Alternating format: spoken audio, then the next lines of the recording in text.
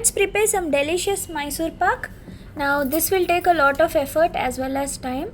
So but after preparing it, you'll realize that it's totally worth it. You'll love this. This would be a melt in mouth kind of sweet. So take a cup of gram flour, add a pinch of baking soda. Now take 2 whole cups of clarified butter, that is ghee, and take 2 whole cups of sugar. I'm using organic sugar.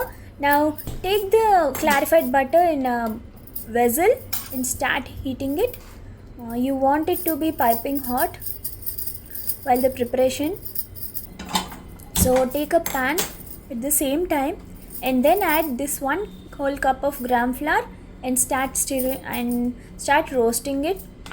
Now this will prevent the formation of lumps. And now roasting it is also a preference. It depends upon your preference. You can do it this way or you can add directly, totally up to you. But this will help you in prevention of lumps. Now take just 3/4 cup of water and add 2 whole cups of sugar. Now start stirring it. We'll be preparing syrup with 1 string consistency, delicate 1 string consistency. You don't want the sweet to be hard. You want the texture to be very soft, just like I told you, melt in mouth kind of thing. So keep stirring it till you get that 1 single string consistency. Now it would be preferable to use non-stick pan for sweets of this sort. That will give us break from the hassle of them sticking to the pan. Now keep on stirring it. See, it's consistency of the syrup is like almost there. Now the clarified butter at the same time has melted too. Now it is also now hot. See, this is how you check for the consistency. It should form single string, delicate single string. That's pretty much it. Now add your besan and start stirring it properly. Now make sure that the mixture is completely lump free. We don't want lumps in our sweet, do we? So keep stirring it properly. Like I told you, this will take a lot of time as well as patience, but the end product is totally worth it. Now keep adding the hot piping ghee into our mixture, 1 ladle at a time, and keep stirring it.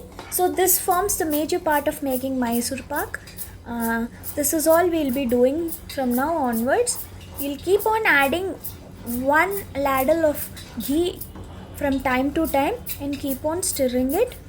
Make sure that you break the lumps while you're stirring it. You don't want those lumps in your sweet. So this process will continue until you're done using all the ghee, 1 ladle at a time, and keep stirring it delicately. You'll see that the formation of bubbles inside the sweet. This is how the flour gets cooked, and this is how you get the delicious Mysore pak.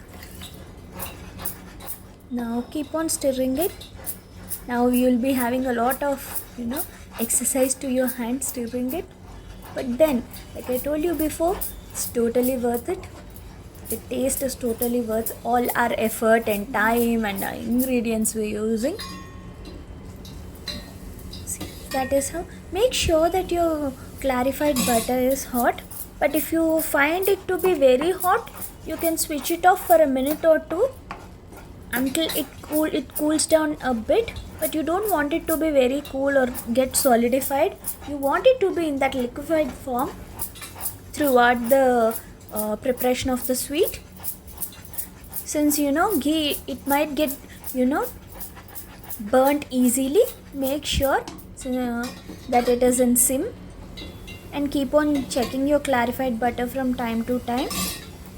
And if you feel that there is a chance of ghee getting burnt, please switch it off for a minute or two, and then you can again switch it on and keep it in sim throughout the process.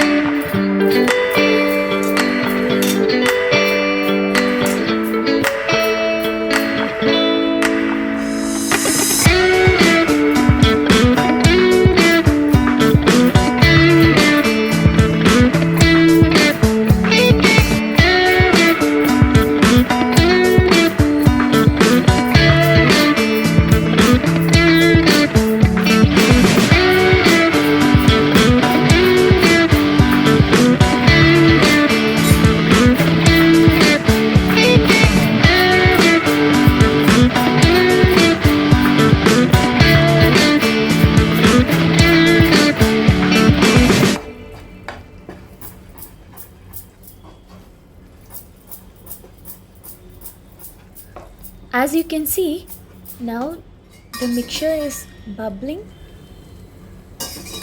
and it has almost doubled its size. This is how the sweet is supposed to be made. So there's still a little amount of clarified butter left. So like I told before, keep on adding one ladle at a time and keep on stirring it. You see the volume's definitely increased. Now you'll have to be very careful because the sweet is coming together and you don't want it to overflow your pan. So keep on stirring it properly. Make sure it doesn't stick to your pan.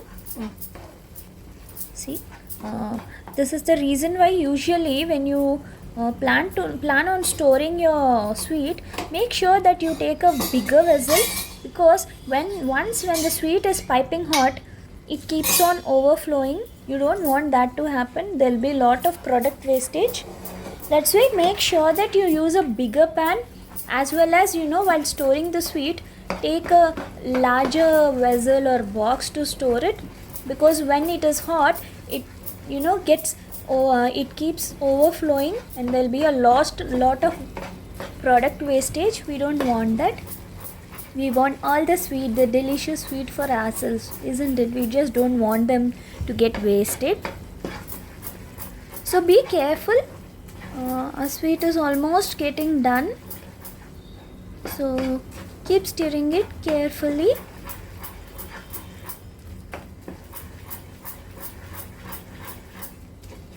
You'll realize that the kitchen is smelling delicious because all the gram flour being roasted in this ghee gives a beautiful, delicious smell, mouth-watering smell.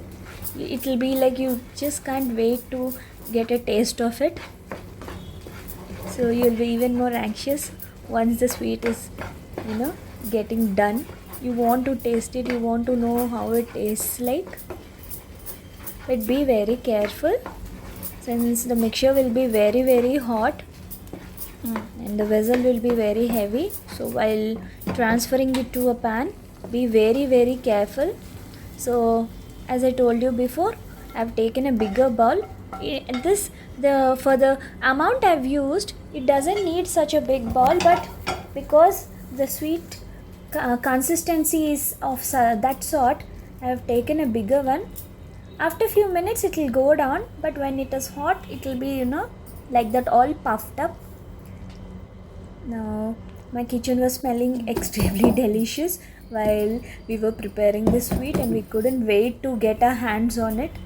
So just when it is hot, do cut it into pieces, and once it gets cooled down after half an hour, you can take the pieces and store it in a bowl. So see, when you break it, this is how it looks like. Thank you.